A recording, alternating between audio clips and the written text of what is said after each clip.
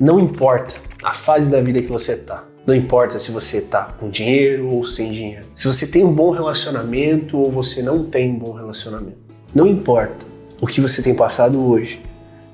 Eu quero te ajudar a construir um futuro muito melhor. Hoje foi o meu melhor dia. E a gente vai fazer isso.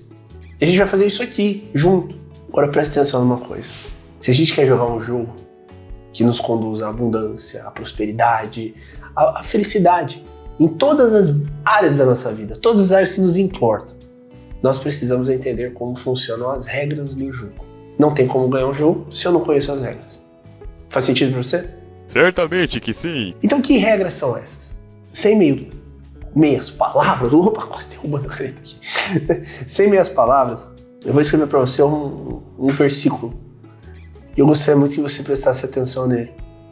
Ele diz mais ou menos assim: o ladrão vem, senão para roubar, matar e destruir.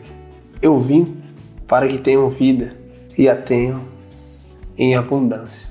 João 10. O que isso significa?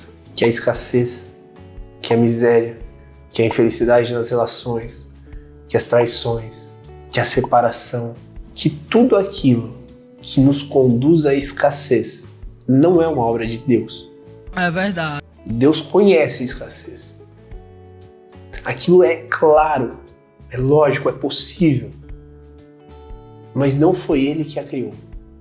Então, se não é obra de Deus, de quem é obra? A escassez e a dor. É obra do mal, do maligno. Sabe por quê? Porque quando você opera em escassez, naturalmente, você busca com mais facilidade refúgios que te tirem daquela dor de não ter. E que refúgios são esses? Os prazeres da carne. E esses prazeres da carne, eles te aproximam do quê? Do mundo imediatista e, por vezes, disfuncional. Então estou eu aqui sofrendo, mal, repleto de dores, de dificuldades. O que vai acontecer? Naturalmente eu vou procurar um alívio. E os alívios que uma pessoa dentro de um processo de escassez, e não entendam isso apenas como falta de dinheiro, tá? Mas os alívios que as pessoas encontram quando elas estão escassas são prazeres da carne, que muitas vezes comprometem a própria existência delas. Ah, é errado ter prazer? Não. O problema é quando esse prazer da carne, ele começa a ser o principal motivador da vida da pessoa sempre. Então, ao contrário da escassez, o que existe? A abundância, a prosperidade. E ela é obra de quem? Do Criador.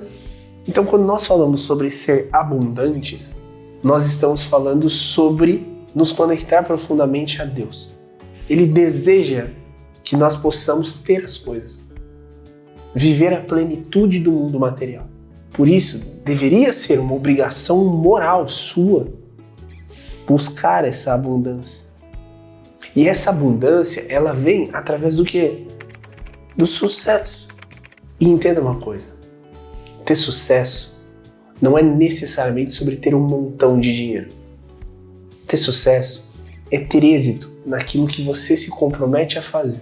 Se o seu compromisso é, sei lá, eu quero ganhar um salário de 5 mil reais por mês e quero ter uma boa família, quero poder sustentar meus filhos, beleza, tá tudo bem. Se o seu objetivo é ganhar 1 milhão por mês, beleza, tá tudo bem. Mas a questão é, naquilo que eu me comprometo a fazer, será que eu realmente tô tendo sucesso? Não sei. E talvez você olhe para esse vídeo e pense, tá, mas eu nem sei o que eu devo fazer, eu nem sei como eu deveria fazer. Pois é. Então, se eu tô nessa inércia de nem saber o que eu preciso para ter sucesso, é mais provável que eu realmente viva na escassez. Em vez de eu colocar metas e encará-las com coragem, com auspício, com graça, eu fico aqui, inerte, esperando a vida acontecer.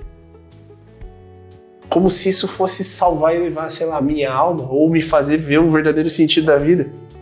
Não é assim que funciona. A inércia te conduz cada vez mais porque é escasso, porque falta. Já o sucesso, ele te obriga a construir uma identidade. Como assim, André?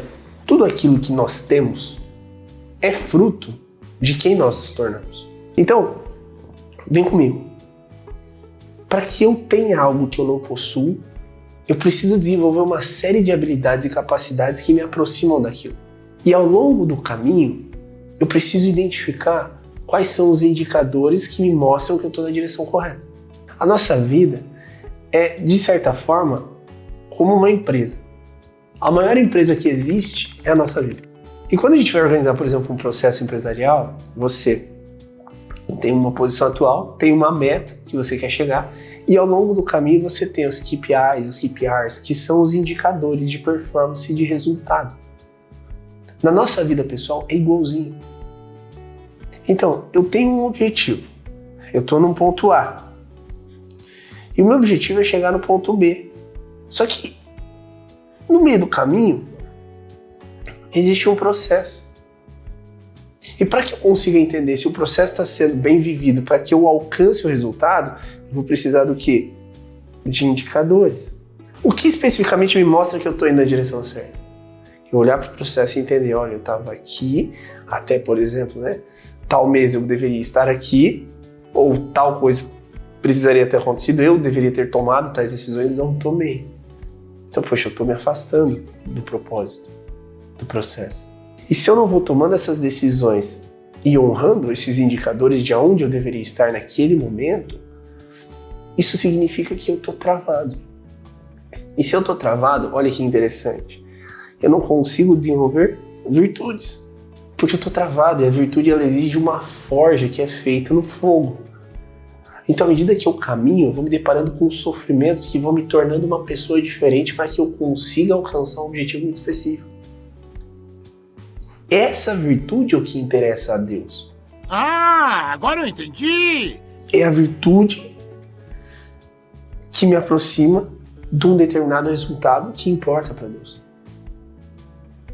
Porque o sucesso está justamente nessa construção. E o que é virtude? Uma qualidade moral que eu adquiro à medida em que eu ando e vou o quê? Desenvolvendo determinadas características que me elevam como ser humano. Eu vou me tornando mais paciente, mais generoso, mais honroso, mais inteligente, mais forte. Isso é o que realmente importa. E como consequência dessas virtudes que eu vou desenvolvendo, eu vou ficando cada vez mais próspero, abundante. Eu vou cada vez com mais facilidade alcançando os resultados que eu estou buscando. Porque o que molda a capacidade de eu ter o resultado é justamente esse processo que me torna alguém diferente. Mais apto, mais capaz, mais habilidoso. Então, no fundo, para que servem metas? Em primeiro lugar, elas servem para te dar uma referência de para onde você está indo. E do tipo de abundância que você quer encontrar na sua vida. Em segundo lugar, porque elas também te mostram onde você está. Pô, se eu quero chegar até tal lugar, eu preciso entender onde eu estou para começar, através do lugar que eu estou, a tomar decisões que me aproximem daquele lugar.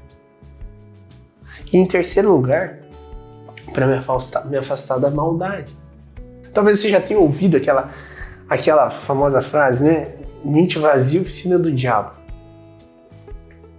Quando eu tenho uma meta, um objetivo, eu penso nela.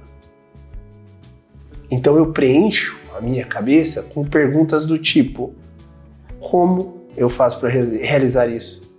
Qual é a pessoa que eu preciso conhecer?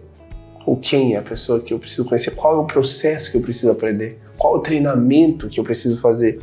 Então eu começo a ocupar minha cabeça com esse tipo de pensamento. Eu vou inundando meu cérebro com pensamentos que me afastam daquela oficina vazia.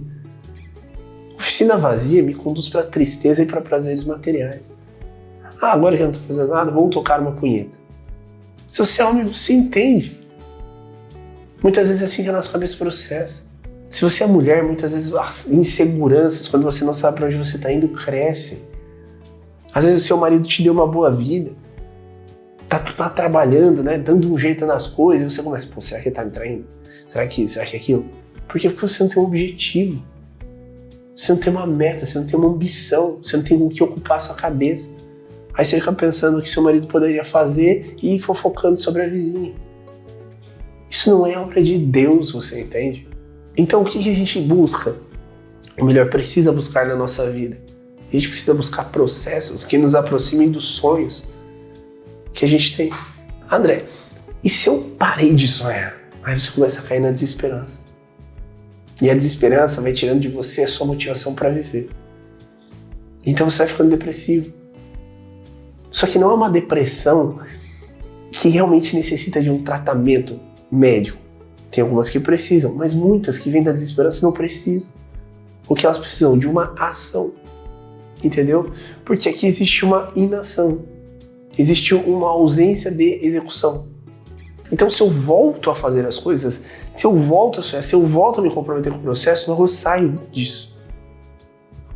A mesma coisa com relacionamentos. Você quer um bom relacionamento? Eu acho incrível. Mas a grande questão é a seguinte: se eu, internamente, terminei um relacionamento e tô machucado, triste, insatisfeito, infeliz, se eu tô desse jeito, eu preciso continuar mesmo assim sonhando com um bom relacionamento. E o que as pessoas nessa situação fazem? Param de sonhar, param de acreditar, encontram histórias que fazem com que elas simplesmente permaneçam onde elas estão. Não precisa ser assim. Então, se você quer viver uma vida diferente, você precisa da palavra. Você precisa entender a palavra. E entendendo a palavra, cabe a você ter um processo simples, muitas vezes, mas efetivo para a construção de rotinas que te encaminham para as metas que você possui.